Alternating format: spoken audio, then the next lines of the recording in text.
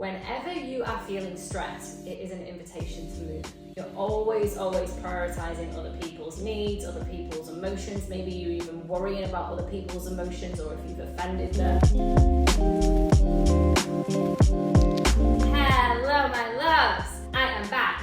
And the question today is, have you been living your life from your masculine wounded energy? Maybe you are now arriving at this stage, you're in your 40s, and you realize that you've been trying to control everything, and it's so exhausting. So many women become so disconnected from men, become so burnt out, and find themselves feeling deeply critical of themselves when they live life predominantly from their masculine, and they don't have access to the feminine. And I'm going to get into both for you. We're going to explore the wounded, we're going to explore the liberated in both. And also, I'm going to give you some key ways of how to unlock your feminine energy and heal your masculine energy. And I just really want to start there because so many people think that, oh, if you have masculine energy, it means that you're more like a man. If you have feminine energy, it means you dress all pretty and all nice and lovely and you're a nice girl. And it's really not that. Masculine and feminine energies essentially are sets of characteristics and traits that each and every single person, man and woman, hold. Yes, predominantly, feminine women have a feminine essence. So most of the time they'll have more feminine energy and equal to men as well. However, it's really vital that as a woman, you also have masculine energy. You're really staring ahead in your life with some of the amazing qualities that the healthy masculine traits have. So I just want to put that on the table, that if you have masculine energy, it doesn't mean you're a man. It's just a set of qualities that mostly are attributed in higher quantities and levels with a man. That being said, men also need to have feminine-like qualities, and it has nothing to do with gender. Firstly, I want to share with you some of the masculine energies and some of the feminine energies from the wounded side first. So if you are experiencing wounded masculine energy, it's highly likely that you're trying to control everything, that you might have these tendencies to be aggressive or passive aggressive. It might mean that you are thinking all the time and you're overly using your head and feeling quite disconnected from your body.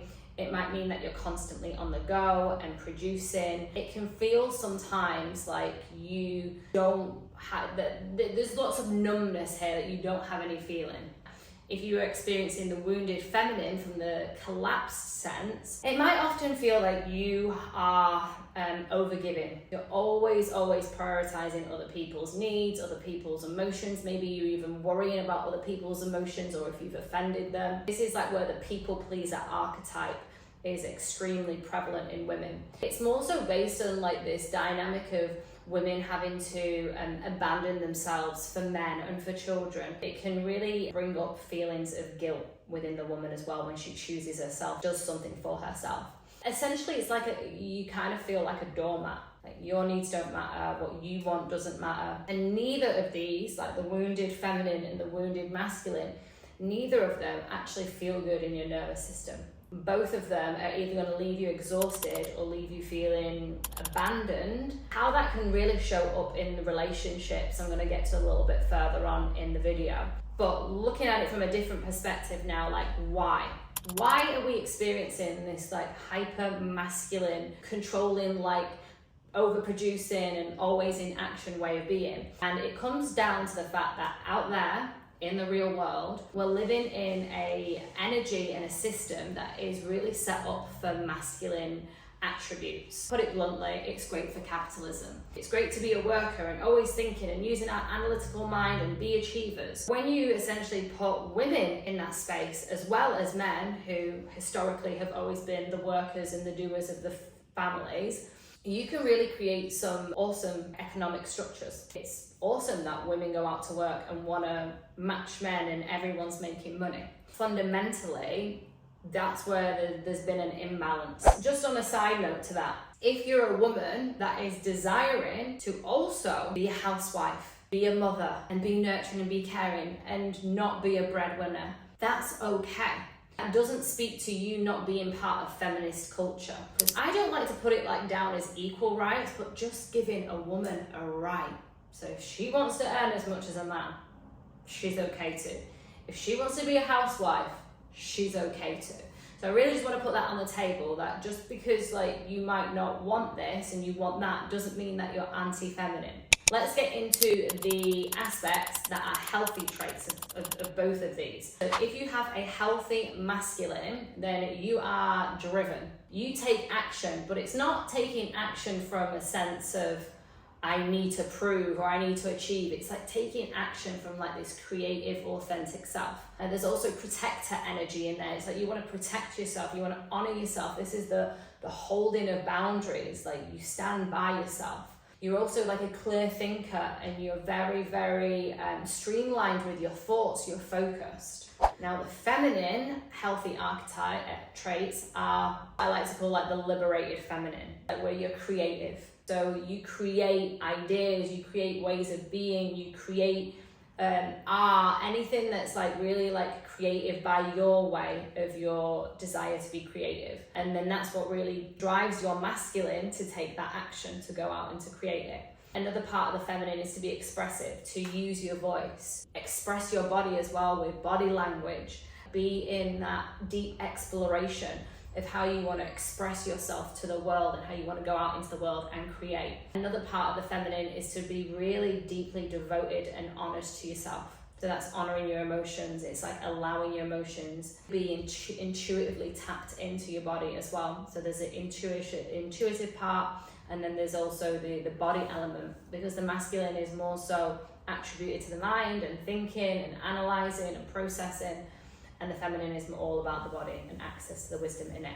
Moving on to how the dynamics of this can affect your dating life or your relationships. If you're a woman that is deeply in your wounded masculine, you're trying to control, holding it all, doing it all, and there might be like this also like this hyper independent way of being where you don't trust a man to hold you or to do anything.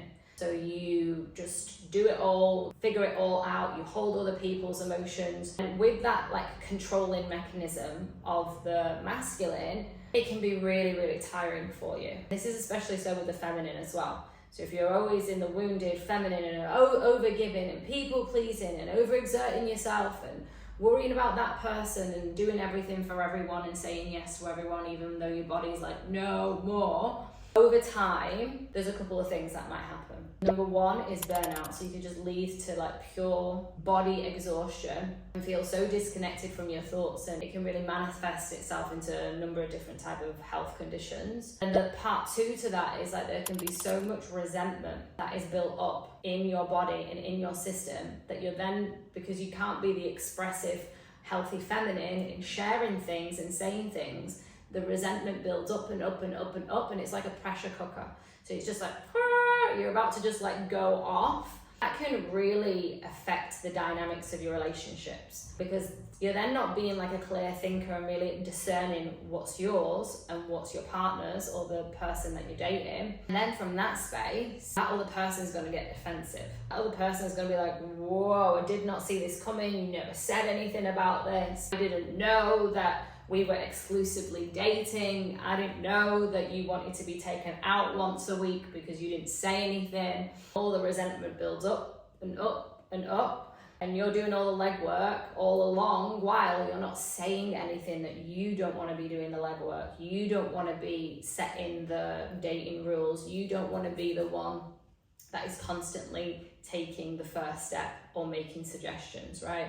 Being really discerning about where it is that you're operating from doesn't happen when things have built up over time. You've got yourself to a point where there's so much resentment and there's so much story that's been living inside of your system, inside of your body, inside of the ecosystem of your relationship, that then it creates so many difficult things to discern from. It's really difficult then to like, oh, what's yours and what's mine, because all along there's so much story that's been built up, because you're in your wounded masculine of like overthinking, and then it builds up the controlling ways to be, because I don't want to overthink like this, and it could be this and it could be that, and it creates so much tension. From this point, I want to give you some key ways in which you can really liberate yourself into your divine feminine and also your divine masculine. So one of the number one ways, hear me loud and clear, I will say this over and over again in so many of my videos, access your body. Because up here, we're all about story, we're all about the analysing, and if we spend so much time with so much information trying to figure things out, we will exhaust ourselves. The easiest way to de-stress, because that's what that's going to create, it's just going to create more stress. Overthinking, does he like me, does he not? I don't know why did he do this and why did he do that and why am I always doing this? Like the analysis paralysis, as I like to call it, the overthinking. All that's going to do is it's just going to create so much tension, so much stress in your body that over time you're just going to feel disconnected from it. So the number one way is to reconnect with your body. Whenever you are feeling stressed, it is an invitation to move. It's an invitation to move your body. So shake, dance, go for a walk, go exercise, whatever your thing is, whatever your jam is to move your body, go do that. And if you don't have a jam and you don't have a routine of how to move your body, then find something, anything. Start off with like a stretch or a roll or a moving of the neck or rolling your back. Like just really allowing your system, your nerves to move and shift. Because there's a chemical charge going on when we're constantly thinking, and you want to eliminate that as much as possible. So that's number one, is being in the body. Number two is to look at the ways and the places in your relationships that you're trying to control. So for example, if you are trying to control everything that your partner does, the guy that you're dating does, trying to control him and how it's all working out. Any controlling behaviors, trying to protect something, you're trying to look for security in something. The fundamental thing is that you'll always try and find a strategy to avoid experiencing that pain again. One of the best things that you can do is not dig it up and look at everything. We don't need to look at all the information to evaluate something and find the whys of it. But see what the emotion is there. Is it sadness? Is it anger? Give yourself space to be that. Give yourself space to be with the emotion you are trying to protect by way of all of the control.